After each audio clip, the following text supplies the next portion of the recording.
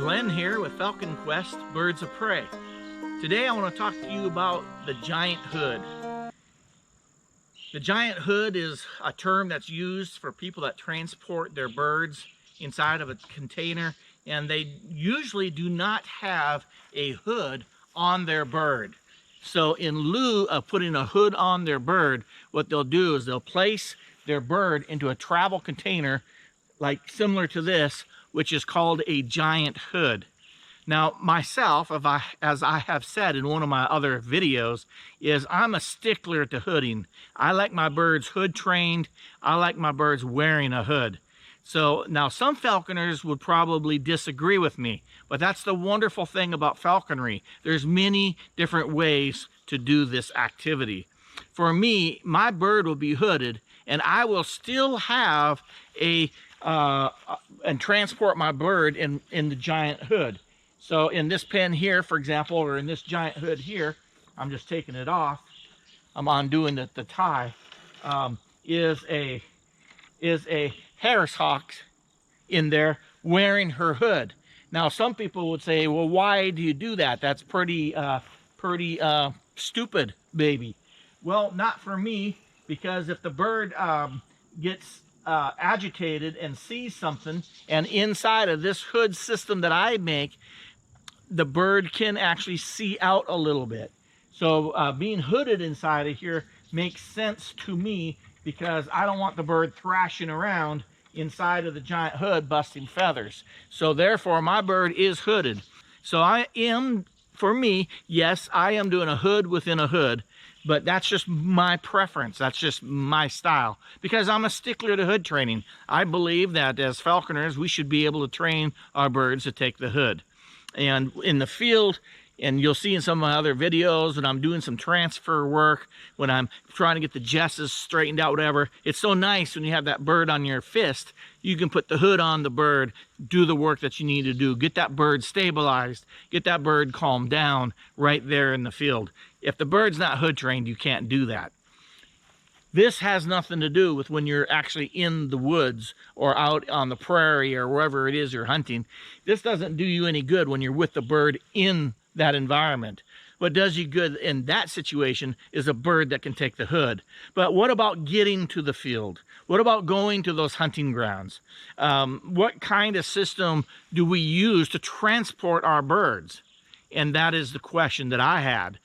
How do I safely transport my birds in a way that they're getting good airflow, they're being protected, I don't have to worry about the wind blowing it if it's a windy day and it's sitting on a table like this, or whatever the situation might be. Something sturdy, something durable, and something that will vent air properly.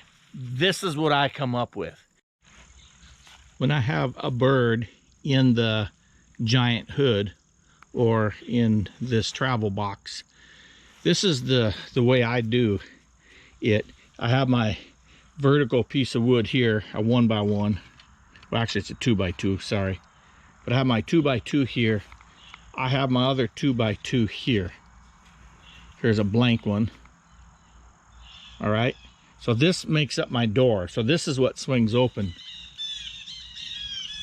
Getting a mob of blue jays coming in. Noisy things. But anyway, this latch system I don't like. I'm going to come up with something different. But it doesn't matter if this opens up. Everything's still staying closed by the way it's designed, the way I have it tied. So if I were to take the bird out, I would undo this. I'd undo the knot here. I pull it through this top. It's hooked around there. And then I have it in between this hole here. Then I open up the door, and then there is the bird on the perch. This is how I transport my birds. Is I'll leave them just. I'll leave them with the leash.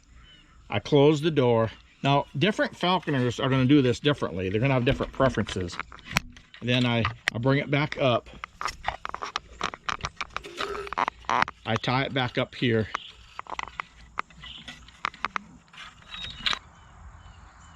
Okay, so I'm tied here.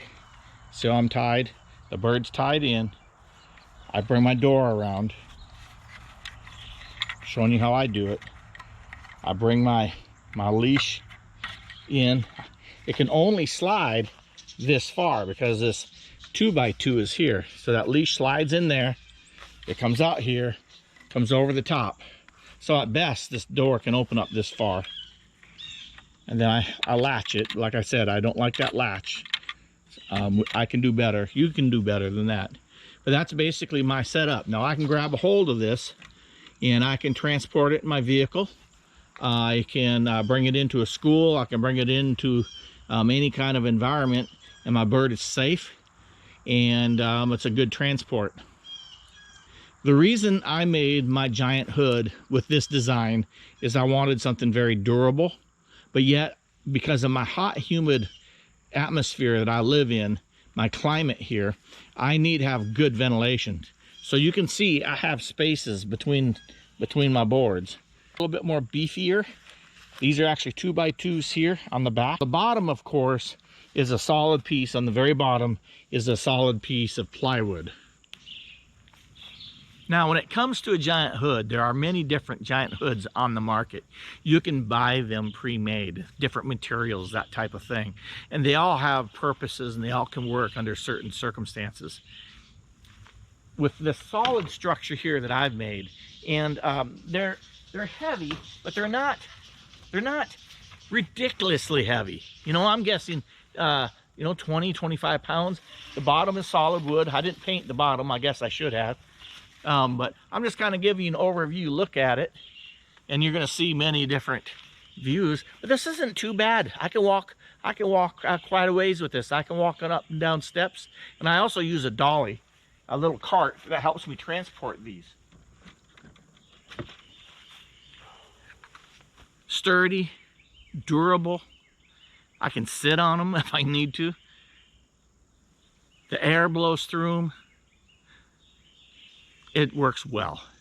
So I hope, on behalf of Falcon Quest, Birds of Prey, I hope what I shared with you has been a little bit interesting. That maybe you've seen a design of a giant hood or a transport box that's a little different than you've seen before. It does take some time to make. I'm not going to deny that. Cutting all the boards, cutting all those slats, getting them in position, and screwing them in, it does take time. There's no denying it.